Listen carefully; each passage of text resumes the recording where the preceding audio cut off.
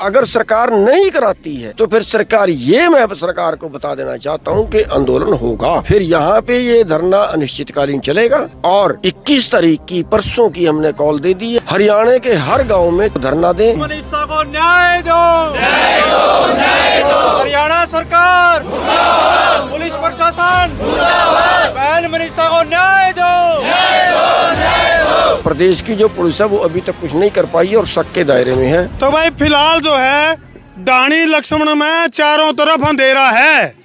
और यो अंधेरा केवल डाणी लक्ष्मण में को नहीं, यू पूरा प्रदेश में अंधेरा हो गया, क्योंकि मनीषा बिटिया को न्याय नहीं मिला।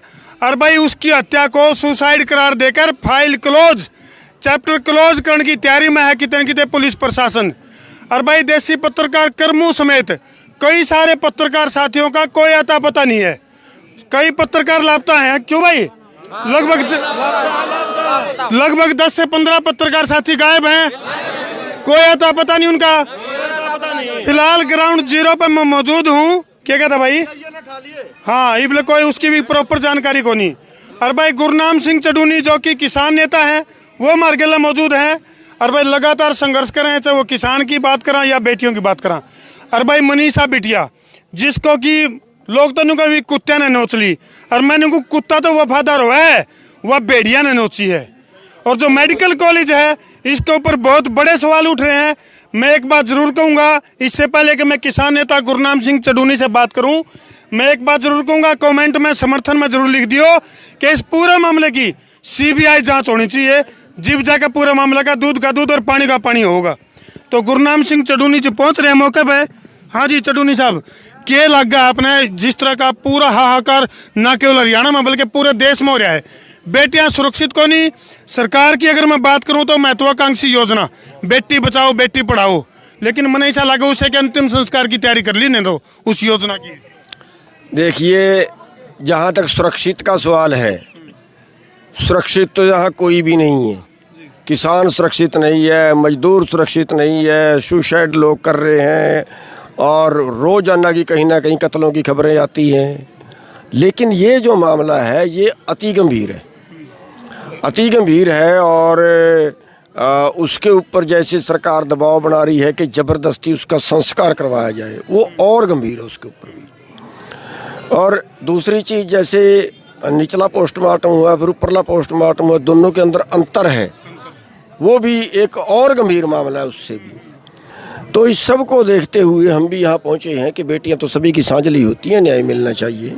अच्छा गुरनाम सिंह जी, ईव तक की जो आपने जानकारी मिली है, लगातार स्टेप बाय स्टेप, जैसे सुसाइड नोट की, क्या आपको 7 दिन तक कोई जानकारी कोई बनक थी? अभी कोई सुसाइड नोट बरामद हुआ है? नहीं, देखिए हमें तो कोई बनक नहीं थी, स्थानीय लोगों को कोई हो पता नहीं।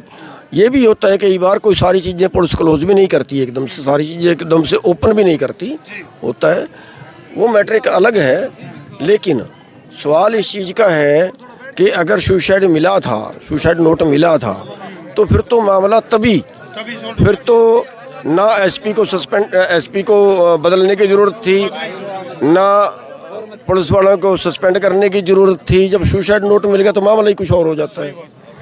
और दूसरी चीज़, सुसाइड इसलिए भी एक डाउटफुल है कि अगर वो 36 घंटे से वहाँ पड़ी थी, तो पहले दिन पूरा दिन गुजरा है, किसी न किसी को दिखती खाली जगह में थी वो तो। और 36 घंटे अगर बंदे को मरे हुए हो जाएं गर्मी में, तो उसका शरीर बदबू छोड़ देता है। तो ऐसा भी कुछ वहाँ पे नज़र नहीं आया। और जो हालात थे वो सब शक के दायरे में हैं। और इसीलिए फिर हम यहाँ पे आए और यहाँ पे आके जो हालात देखे हैं, तो एक सिस्टम आंदोलन लड़ने का जो चाहिए था वो भी यहाँ पे सही बना हुआ नहीं था। तो अभी यहाँ पे एक 8 मेंबरी कमेटी गांव की बनाई है और उसमें ये तय किया है कि ये 8 मेंबरी कमेटी बात तो प्रशासन से कर सकती है, अकेले जाके भी कर सकती है, लेकिन फैसला नहीं करेगी। फैसला जो होगा वो पंचायत के बीच में होगा। कमेटी तो बात करके आके पंचायत में अपनी बात रखेगी। और उसमें जो मांग रखी है वो ये रखी है कि एक तो ये जांच CBI से होनी चाहिए। प्रदेश की जो पुलिस है वो अभी तक कुछ नहीं कर पाई और शक के दायरे में है। जब जनता को शक होता है तो सरकार का ड्यूटी है उस मामले को सॉल्व करना। अच्छा, मेडिकल कॉलेज के ऊपर भी बहुत बड़े बड़े सवाल उठ रहे हैं, इसके बारे में क्या कहना चाहोगे आप, क्योंकि DVR गायब है? मैं पहले दोनों चीज़ आपको बता दूं कि मेडिकल कॉलेज का जो कॉलेज है जिसकी में ये कोई हादसा का जिस पे डाउट कर रहे हैं, उसके बारे में तो मेरे को कोई ज़्यादा जानकारी नहीं है कि वो किसका है और क्यों उसको भी कोई बचाने का उसका प्रयास हो रहा है या कोई अफवाहें हैं, उसके बारे में मेरे को ज़्यादा ज्ञान नहीं है। लेकिन अभी तक जो मामला नहीं सुलटा है ये डाउटफुल है।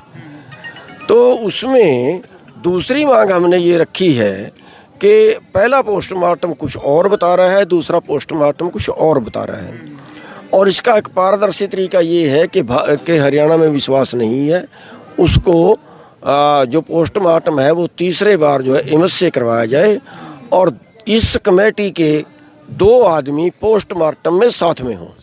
लेकिन जैसे आईजी साहब ने प्रेस कॉन्फ्रेंस के जरिए बयान दिया था मीडिया में, अभी जो पहला पोस्टमार्टम हुआ था वो भी वीडियोग्राफी के साथ हुआ था, और जो ऑर्गन जो गायब होने की बात हुई थी कि भाई उसकी किडनी गायब है और बच्चादानी गायब है, तो उनका ये कहना है कि भाई वो मधुबन जो है वो सैंपल के लिए भेजा था ताकि उनका आगे की जांच हो सके। वो उनकी बात में दम हो सकता है क्योंकि उस लाइन के हमें पता नहीं है।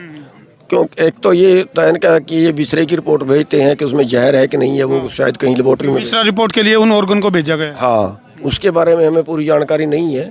लेकिन एक तो क्लियर है कि जो ये बातें मैं बता रहा हूँ कि 36 घंटे बाद उसका वो डेड बॉडी मिली है, पूरा इलाका ढूंढ रहा था उसको, और फिर उसमें बदबू उठ जानी चाहिए थी, फिर जो कह रहे हैं कि उसको जानवर खा गए, ये सब चीज़ें शक के दायरे में। दूसरी चीज़ हम ये माने कि ये ठीक है, सरकार की बात ठीक है, फिर इनको सीबीआई को देने में क्या नुकसान है।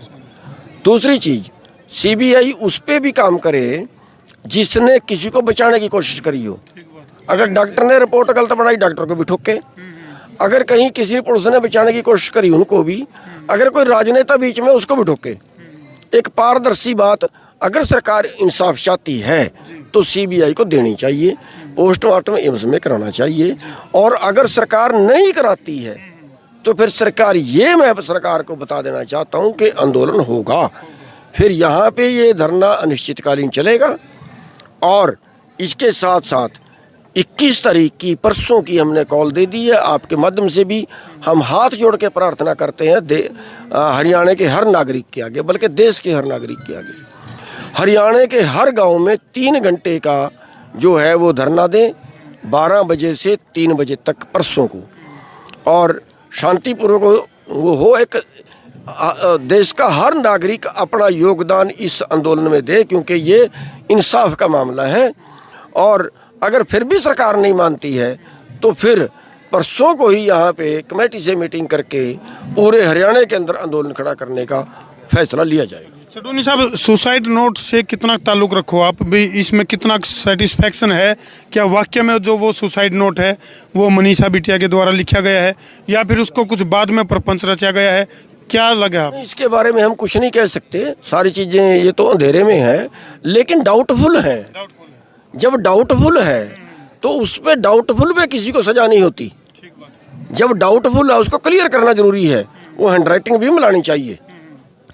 इसके द्वारा तो जो दावा करे जाने लग रहा है अभी लैब में मैचिंग होगी है और वो राइटिंग जो है वो मनीषा की ही बताई जाने लग रही है। अगर वो ऐसा कहते हैं कि मैचिंग होगी, वो भी दोबारा से करानी चाहिए, वो भी गलत है। चलो भाई, किसान नेता गुरनाम सिंह चडोनी ने साफ तौर पर कहा है कि भाई अंतिम क्षण तक, यानी कि जब तक मनीषा बिटिया को न्याय नहीं मिल जाएगा, जब तक इस पूरे मामले पर पर्दा नहीं उठेगा, तब तक जो है ये लड़ाई जारी रहेगी। और हर गांव को 21 तारीख का जो है अल्टीमेटम दे दिया कि भाई 21 तारीख को हर गांव में अपने अपने सतर पे जो है धरना प्रदर्शन और इस आवाज़ को उठाया जाए। तो हमने के लगा कमेंट सेक्शन में जरूर लिख दियो, क्या सुसाइड नोट के बहाने जो पुलिस प्रशासन है वो इस चैप्टर को क्लोज करना चाह रहे हैं, फाइल को बंद करना चाह रहे हैं? क्या कोई इस तरह का लगा है कि भाई ये जो बेटी बचाओ बेटी पढ़ाओ जो सरकार की खुद की बनाई योजना है, क्या आज पूरे इस गांव की लाइट गुल करके है? क्या उस योजना के अंतिम संस्कार की तैयारी है? कि कमेंट सेक्शन में जरूर लिख दियो। कर दो वीडियो ने शेयर।